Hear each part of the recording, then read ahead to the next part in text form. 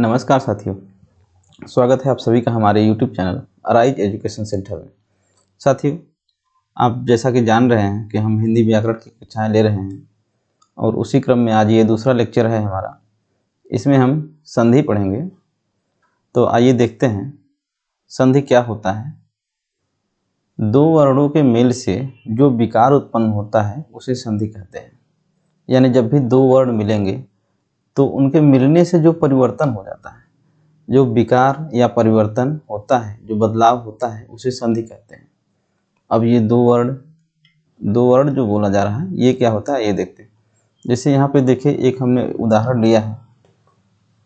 उदाहरण हमने लिया है विद्या प्लस अर्थी बराबर विद्यार्थी।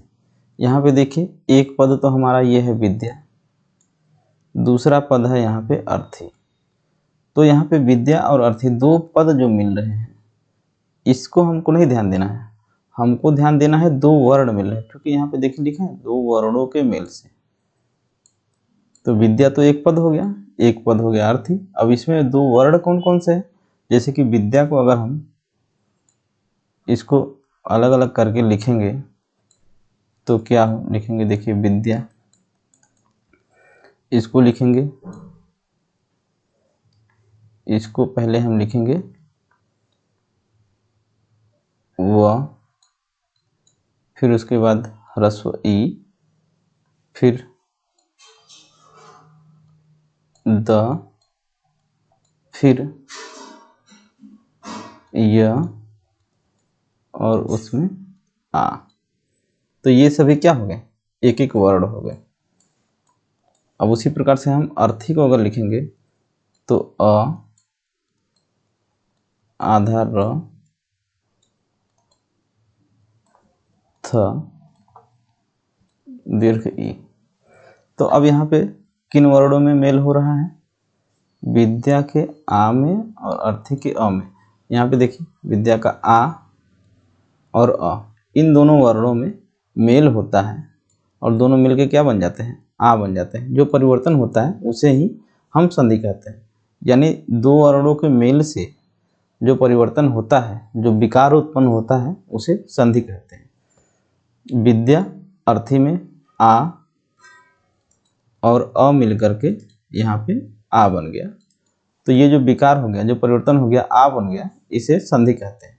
जैसे दूसरा एग्जाम्पल देखिए, हिमालय में जो म में है वो हमारा म में अ स्वर छिपा हुआ है, अ वर्ण है यहाँ पे। और यहाँ पे आ, आलय का पहला वर्ण क्या है? आ है। दोनों मिल करके क्या बना? आ बन गया। तो क्या हमारा शब्द बना? हिमालय। तो हमने देखा कि दो वर्ण मिल करके एक नया वर्ण बना दे रहा है या उसमें कुछ परिवर्तन हो जा रहा है, तो इसी परिवर्तन को ही संधि कहते हैं। दो वर्णों के मेल से जो विकार उत्पन्न होता है उसे संधि कहते हैं। यानी जो परिवर्तन होता है उसे संधि कहते हैं। अब संधि नियमों से बने शब्दों को अगर पुनः अलग अलग कर दिया जाए तो उसे संधि विच्छेद कहते हैं। संधि नियमों से बने शब्दों को पुनः अलग अलग करने की प्रक्रिया को संधि विच्छेद कहते हैं। जैसे यहाँ पे एक संधि शब्द है रमेश। रमेश एक शब्द है। अब इसको हम अलग अलग करेंगे, यानी संधि विच्छेद करेंगे तो क्या करेंगे? रमा धन ईश। इसको हमने क्या किया? दो भागों में तोड़ दिया, यानी संधि विच्छेद कर दिया। तो ये जो रमा धन ईश हमने लिखा, इसको कहा जाता है संधि विच्छेद करना।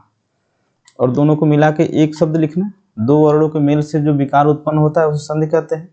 यानी दो पद यहाँ पे विद्या और अर्थी मिलकर के विद्यार्थी बन गया, तो ये एक संधि शब्द है। और ये विद्या धन अर्थी क्या है? संधि विच्छेद है। विद्यार्थी का संधि विच्छेद विद्यार्थी। ठीक है, अब हम देखते हैं संधि के भेद। संधि कितने प्रकार की होती है? तो संधि हमारी तीन प्रकार की होती है। जैसा कि पहला है स्वर संधि, दूसरा व्यंजन संधि, तीसरा विसर्ग संधि। आज हम यहाँ पे स्वर संधि पे विस्तार से चर्चा करेंगे। पहले स्वर संधि पढ़ लेंगे, उसके बाद फिर व्यंजन संधि पढ़ेंगे, फिर विसर्ग संधि पढ़ेंगे। तो पहले स्वर संधि पढ़ते हैं।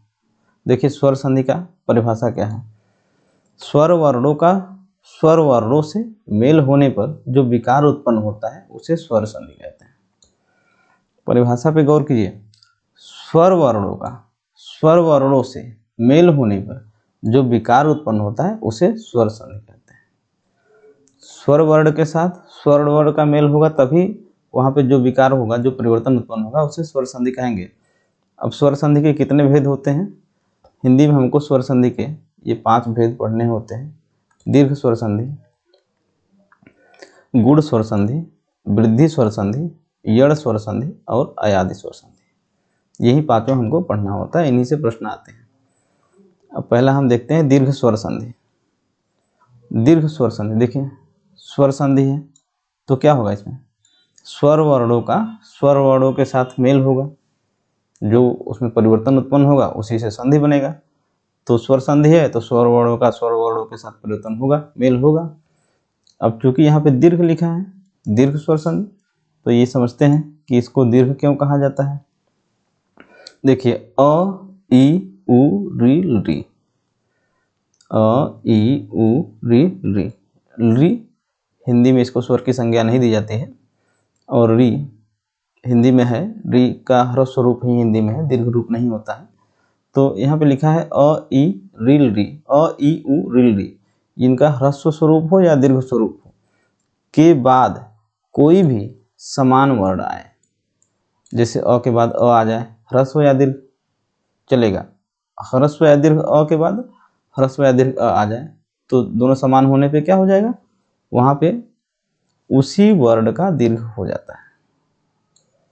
अ, ई, उ, रील, री के बाद ये ह्रस्व हो या दीर्घ हो के बाद कोई भी समान वर्ण आए, चाहे ह्रस्व हो या दीर्घ हो, समान वर्ण होना चाहिए, तो वहाँ पे उसी वर्ण का दीर्घ हो जाता है। इसीलिए इसका नाम भी है दीर्घ स्वर संधि। एग्जाम्पल देखेंगे। मान लीजिए अ के बाद अ आ जाए, दोनों समान वर्ण आ गया तो वहाँ पे क्या हो जाएगा? आ हो जाएगा। अब जैसे यहाँ पे अ है, इसके बाद आ जाए तब भी क्या होगा? आ हो जाएगा, क्योंकि ह्रस्व है या दीर्घ हो उससे फर्क नहीं पड़ता। सिर्फ यहाँ पे क्या होना चाहिए? समान वर्ण होने चाहिए। समान वर्ण होंगे तो वहाँ पे दीर्घ हो जाएगा। देखिए इसको संस्कृत के सूत्र से हम लोग पढ़ते हैं। अकः सवर्णे दीर्घ, अकः सवर्णे दीर्घ, ये संस्कृत व्याकरण का सूत्र है। अब इसको समझते हैं। अकः सवर्णे दीर्घ मतलब क्या होता है? अकः मतलब होता है अक प्रत्याहार। अक प्रत्याहार को हमको ज़्यादा जानने की आवश्यकता नहीं है, सिर्फ हम यहाँ पे इतना जान लेते हैं कि अक प्रत्याहार में क्या क्या वर्ण आते हैं। अक प्रत्याहार में अ, ई, उ, री और री आता है। तो अक प्रत्याहार में अ, ई, उ, री आ गया। इसके बाद अब इनका जो है ह्रस्व हो या दीर्घ हो, इसके बाद कोई भी समान वर्ण आ जाए, कोई भी समान वर्ण आ जाए तो वहाँ पे क्या हो जाएगा? इसका दीर्घ हो जाएगा। अकः सवर्णे दीर्घ यही कहता है कि अक प्रत्याहार के बाद, अक प्रत्याहार में क्या आता है? अ, ई, उ, रील, री के बाद कोई भी समान वर्ण, सवर्ण, समान वर्ण आ जाए तो उसका दीर्घ हो जाता है। जैसा कि हमने परिभाषा में पहले ही समझा दिया था। अ, ई, उ, रील, री के बाद कोई भी समान वर्ण आए, ह्रस्व हो या दीर्घ हो, कोई फर्क नहीं पड़ता, वहाँ पे उसी वर्ग का, उसी वर्ण का दीर्घ हो जाता है। देखिए यहाँ पे देखिए, अ हो या आ हो, उसमें जोड़ेंगे क्या? अ या आ। तो चूंकि समान वर्ण है इसीलिए यहाँ पे दीर्घ स्वर संधि की सूत्र की सहायता से यहाँ पे दीर्घ उसका हो जाएगा। छोटी ई या बड़ी ई में, छोटी ई या बड़ी ई, ह्रस्व ई या दीर्घ ई जोड़ेंगे तो हमेशा क्या होगा? दीर्घ ई ही होगा। ह्रस्व उ या दीर्घ उ में जोड़ेंगे ह्रस्व उ या दीर्घ उ तो परिवर्तन होके हमेशा दीर्घ उ ही होगा। अकः सवर्णे दीर्घ सूत्र से जब भी किसी दो समान वर्णों का योग होगा अक प्रत्याहार के बाद। अक प्रत्याहार यानी अ ई उ रिल री, अ ई उ रिल री, इन्हीं का समान वर्ण अगर आ जाता है तो वहाँ पे आ हो जाएगा। अ या आ के बाद अ या आ गया तो समान वर्ण होने की वजह से आ हो जाएगा। ह्रस्व ई या दीर्घ ई के बाद ह्रस्व ई या दीर्घ ई आ गया तो चूंकि समान वर्ण है इसलिए दीर्घ ई हो जाएगा। ह्रस्व उ या बड़ा उ दीर्घ उ के बाद ह्रस्व उ या दीर्घ उ आ जाएगा तो वहाँ पे दीर्घ उ हो जाएगा। ये अकह सवर्णी दीर्घ के सूत्र से अक प्रत्याहार के बाद जब भी कोई समान वर्ण आता है तो उसका दीर्घ हो जाता है। अब यहाँ पे री और री की चर्चा क्यों नहीं कर रहे हैं? क्योंकि हिंदी में बड़ी री होती नहीं है, बड़ी री को हिंदी में यूज नहीं किया जाता है। और री, चूंकि री को हिंदी में स्वर की संज्ञा नहीं दी गई है इसलिए हम स्वर संधि पढ़ रहे हैं, तो री हिंदी में तो स्वर माना ही नहीं जाता, इसलिए उसकी आवश्यकता यहाँ पे नहीं है। अब कुछ एग्जाम्पल के माध्यम से हम समझेंगे तो आपको और अच्छे से समझ में आ जाएगा। यहाँ पे देखिए, धन अर्थी, धन और अर्थी जोड़ा गया तो बन गया हमारा धनार्थी। कैसे बन गया? देखिए, धन में अंतिम वर्ण है अ, अर्थी में भी अंतिम वर्ण है अ के बाद अ आ गया, अ के बाद अ आ गया, समान वर्ण है तो क्या बन जाएगा? अकह सवर्णे दीर्घ से आ हो जाएगा। अब यहाँ पे आ हो गया, न में आ जुड़ गया तो ना बन गया, इसलिए ये क्या हो गया? धनार्थी हो गया। दूसरा एग्जाम्पल देखिए, पुस्तक धन आलय, पुस्तक धन आलय, पुस्तक में क्या है? अंतिम वर्ण है अ, आलय का क्या है? आ है। हमने क्या कहा? सूत्र में कहा गया है अक प्रत्याहार के बाद यानी अ ई उ रिल री के बाद उनका समान वर्ण आ जाए, ह्रस्व हो या दीर्घ हो। देखिए यहाँ पे ह्रस्व था, यहाँ पे क्या हो गया? दीर्घ हो गया। ह्रस्व हो या दीर्घ हो उससे फर्क नहीं है, अगर समान वर्ण आता है तो हमेशा दीर्घ ही होगा। तो पुस्तक धन आलय मिलकर के क्या बन गया? पुस्तकालय बन गया। यहाँ पे आ बन गया। विद्यार्थी, विद्या धन अर्थी, विद्या में यहाँ पे आ हो गया, अर्थी में अ हो गया। देखिए यहाँ पे पहले दीर्घ हो गया, बाद में ह्रस्व हो गया, लेकिन समान वर्ण है, ह्रस्व या दीर्घ होने से फर्क नहीं है। समान वर्ण होंगे तो क्या हो जाएगा? दीर्घ हो जाएगा। आ हो गया तो विद्या और अर्थी मिलकर के क्या बन गया? विद्यार्थी बन गया। सूत्र ही कहता है, अकह सवर्णे दीर्घ सूत्र ही कहता है अक प्रत्याहार यानी अ ई उ रिल री के बाद कोई भी समान वर्ण आए, ह्रस्व हो या दीर्घ हो, समान वर्ण आने से उसका दीर्घ हो जाता है। यहाँ पे देखिए, विद्या धन आलय, विद्या में अंतिम वर्ण इसका आ है, इसका प्रारंभिक वर्ण क्या है? आ है। दोनों दीर्घ है, दोनों दीर्घ मिलेंगे, समान वर्ण है तो क्या हो जाएगा? दीर्घ हो जाएगा। विद्यालय हो गया।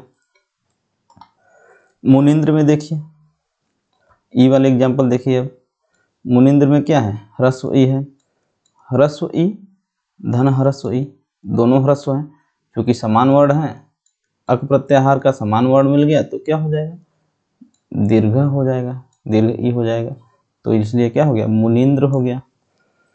परि इच्छा, परि में क्या है? ह्रस्व ई है, इच्छा में क्या है? दीर्घ ई है। ह्रस्व ई और दीर्घ ई मिला, समान वर्ण हो गया, तो यहाँ पे अकह सवर्णे दीर्घ सूत्र से क्या हो जाएगा? दीर्घ हो जाएगा। तो ये परीक्षा हो जाएगा।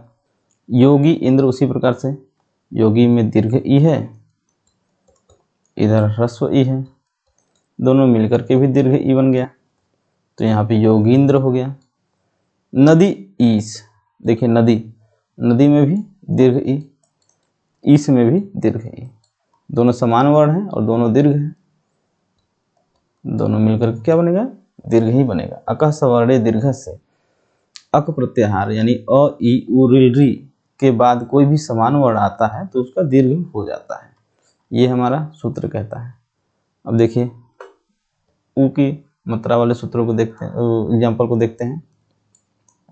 भानु धन उदय, भानु में क्या है?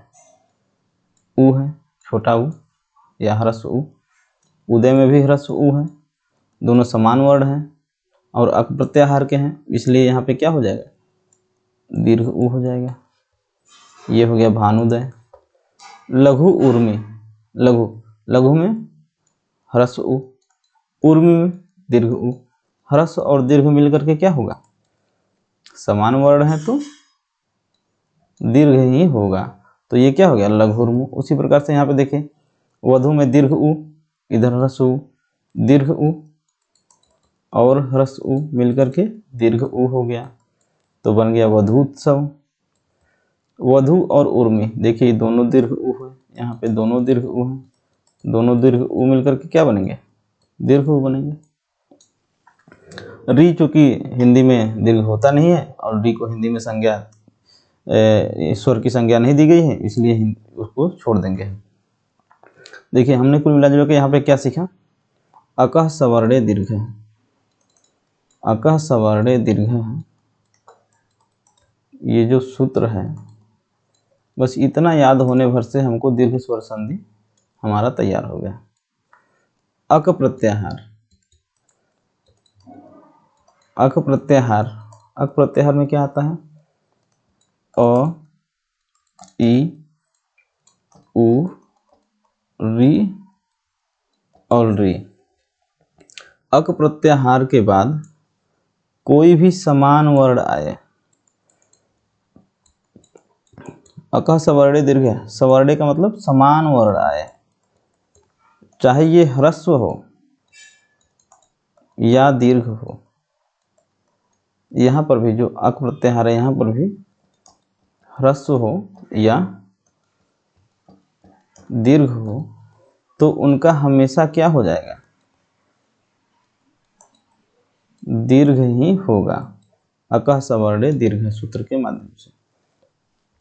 तो इस प्रकार हमने दीर्घ स्वर संधि को देख लिया। उम्मीद करता हूँ आप सभी को समझ में आया होगा। अगर कहीं समझने में कोई कठिनाई हो तो आप कमेंट में बेझिझक लिखें, जिसको हम आपके समस्या का समाधान करने का प्रयास करेंगे। उसको कमेंट में ही या तो रिप्लाई कर देंगे या अगले वीडियो में उसका समाधान कर देंगे। अगर वीडियो आप सभी को अच्छा लगा हो तो लाइक कीजिए और हमारे चैनल को सब्सक्राइब कीजिए। धन्यवाद।